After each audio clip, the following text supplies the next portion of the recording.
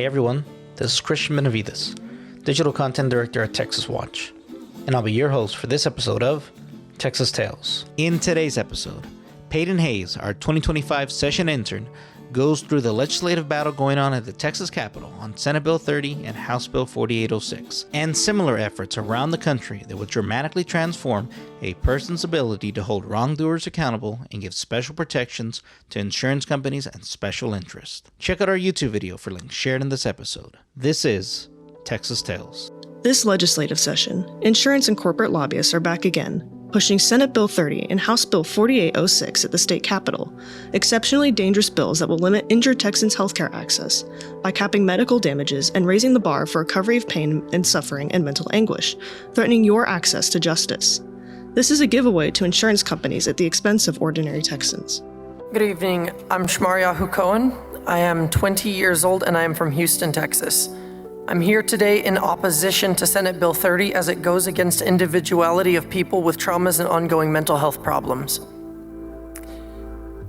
I'm here today to present my testimony involving my own personal abuse that started when I was allowed to be adopted along with 8 other boys by a serial pedophile. This abuse was not just sexual, but was also physical, verbal, and emotional, and the effects will continue for the rest of my life. My abuser, Chaim Nissim Cohen, who was named at birth as Jeffrey V. Hill, was allowed to adopt several boys without any proper background checking or investigation, and as a result submitted false information without verifiable references. Mr. Cohen's case, and the others heard in testimony given against Senate Bill 30, speak for thousands. Countless other Texans have suffered horrific personal injuries under a variety of circumstances, having to then prove the harm done by these injuries in our civil justice system. They face an uphill battle.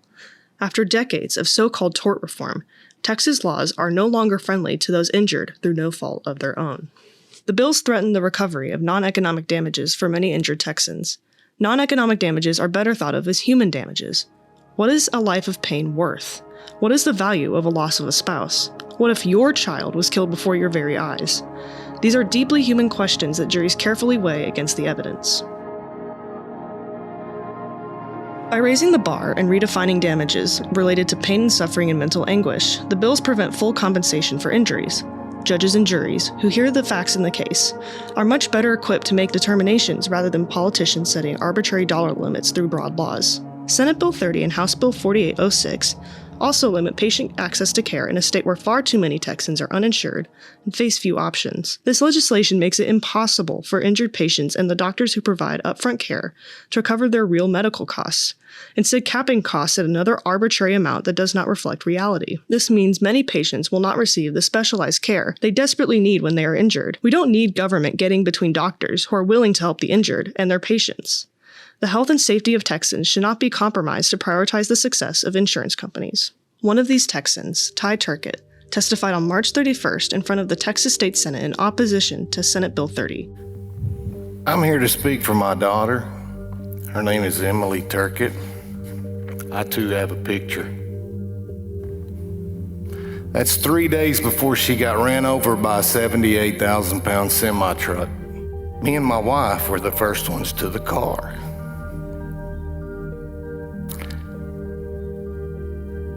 There's nothing like pulling your 19-year-old pregnant daughter out of the back seat of a Denali. SB 30 doesn't give any consideration to what we're going through. SB 30 just slaps us again. Turkett, like many Texans, was a victim of a horrible trucking accident that killed his 19-year-old pregnant daughter just 60 feet away from him and his wife, who were waiting for her at their ranch. Ava Turkett, Ty Turkett's granddaughter, miraculously was able to be delivered and survived, but now lives with profound brain damage that will affect her and her caretakers for the rest of their lives. If a bill such as Senate Bill 30 is able to pass, people like Ty Turkett and his family wouldn't and will not be able to receive proper compensation. When it comes to the safety, protection, and quality of life of Texans, there is and should be no debate about whether or not they have the right to receive it. Texans should be able to use the best doctor they can get. Private medical care should not be directed by the government, nor limited for the injured, especially by laws that benefit wrongdoers.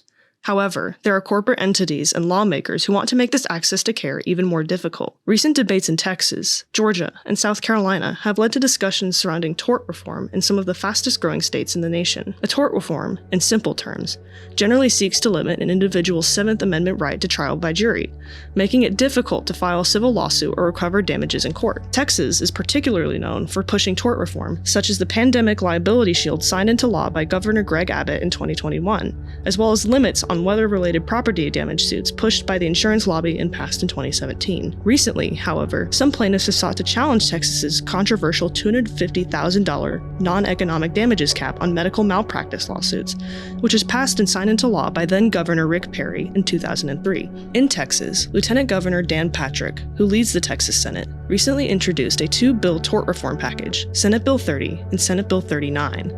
They are reminiscent of laws that were recently enacted in Georgia, such as those framed as dealing with phantom damage awards. Texans for Lawsuit Reform tout this tort reform package as meaningful reforms that will put a stop to the abusive lawsuits threatening Texas businesses and endangering the Texas economy. However, these tort reforms would severely limit Texans' ability to receive proper compensation in injury suits. They would decimate the ability of Texans, such as Mr. Cohen and Mr. Turkett, to receive proper compensation for injuries that are not their fault, making it even harder to live out their day-to-day lives as functioning and contributing citizens of the state. Those children who are forgotten, abused, raped, and brutalized will no longer be able to tell their story to a jury, or to determine their actual harm and damages, because their suffering and mental anguish and impairment will be capped by a law that is unfair for people just like me. And unfortunately, that number will continue to grow. Thank you for allowing me to speak today.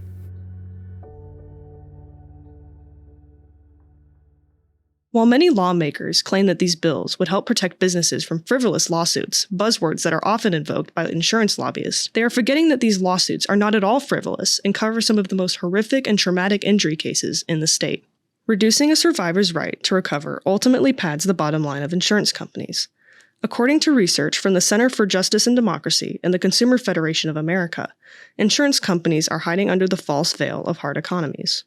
The studies authored by these leading organizations prove that not only are the insurers' claims that they are struggling with the cost and claims due to these lawsuits are entirely false, but that tort reform legislation would in fact further increase the earnings of insurance companies, which has already been a trend for insurers nationally over the past 3 decades, at the expense of the very citizens this government is sworn to protect. One way that insurers have been making their case to lawmakers is by lamenting the hard market, or the upswing in a market cycle when premiums increase and the capacity for most types of insurance decreases. The first study, which covered a survey of insurance earnings in 2020, shows why there is absolutely no basis as to why there is any signaling, indication, or potential for a hard market right now in the U.S. economy.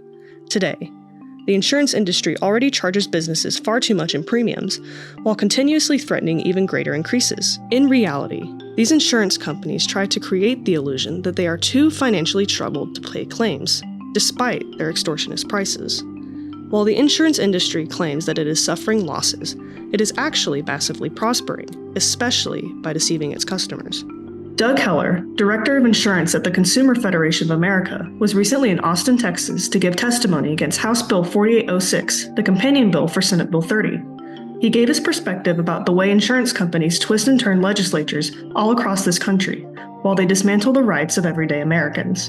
Instead of just explaining the economic cycle and that they rely on investment income, and when investments go south, they go north with their premiums, what the insurance companies do is instead they point a finger at the most vulnerable among us, people who've been injured, people with traumatic brain injuries, people who are severely injured for life.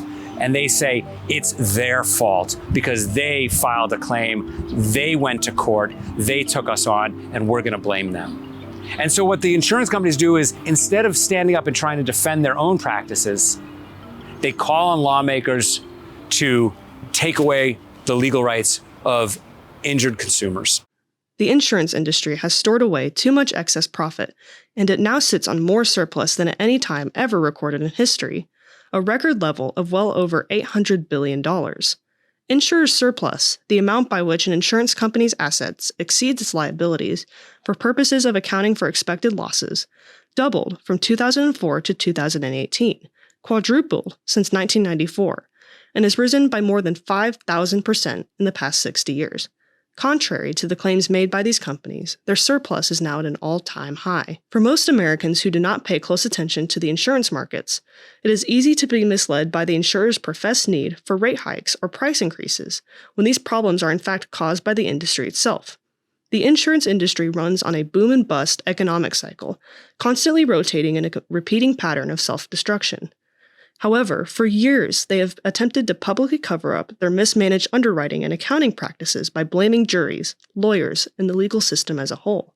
Even today, they continue to push this idea, despite claim rates not spiking and remaining relatively stable. For the past 5 decades, insurance rates have gone up and down in sync with the insurance industry's economic cycle. The cycle leads to what are known as hard, increasing rates, and soft, low or decreasing rates in the insurance markets. According to the study, since around 2006, the nation has been in a soft insurance market, but the industry is now attempting to end it by signaling to each other to raise the prices and tighten markets. Given the industry's excessively capitalized financial condition, there is no reason why the soft market should be turning. Additionally, insurance executives and consultants have been boldly declaring to the entire industry that it is time to raise rates on business policyholders because of a concept known as social inflation. This vague industry-created marketing term is supposed to reference either spiking lawsuits or spiking jury verdicts. Yet the existence of social inflation is contradicted by all credible evidence: litigation trends, jury verdict trends, insurance claims data, and other basic facts. Social inflation does not exist. The insurance industry inflates losses by manipulating its own claim reserves at key moments to justify rate hikes in order to trigger a hard market, a tactic which is likely being used today. Raising reserves is used not only to raise rates, but also to lower tax liabilities at times of significant profits. Another study by the Consumer Federation of America in 2023 also found that commercial insurers are misrepresenting their actual losses, sometimes by large percentages, in order to justify its price gouging of businesses and to push for restrictions on the legal rights of everyday Americans. This report essentially confirmed that the rates of premiums go up and down in sync with a well-established economic cycle, one that is not reflective of any larger economic trends outside of the insurance industry or even the company itself. To put it simply, premiums are not dependent on the broader economic climate. They go up and down with the boom and bust cycle that has been established within the world of insurance for decades.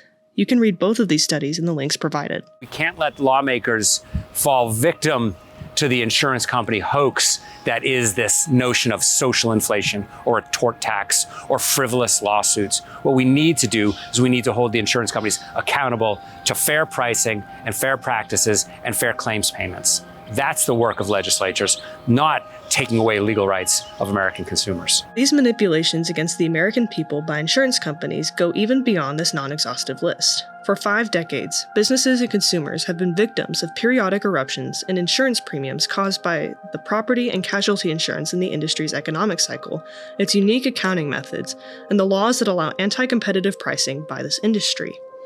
While insurers try to convince the public that lawsuits and juries or social inflation are to blame for this, historical data makes it clear that this has never been true, and it is not true today. Should Senate Bill 30 and House Bill 4806 pass into law, insurance companies will be able to exploit and destroy the lives of Texans for their profit. You can raise your voices against these bills at texaswatch.org/ACT. Again, that is texaswatch.org/ACT.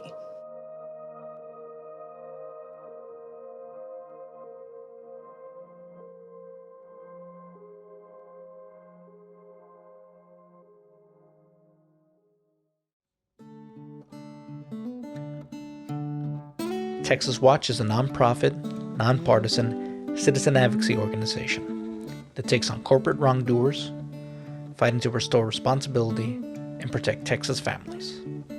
We can't do this work without you. You can support us at texaswatch.org/donate. Follow us on Facebook, Twitter, YouTube, Instagram, and TikTok. Please subscribe. And if you like us, please give us the highest rating wherever you get your podcast. Knowledge is power, and there is strength in numbers. Join us.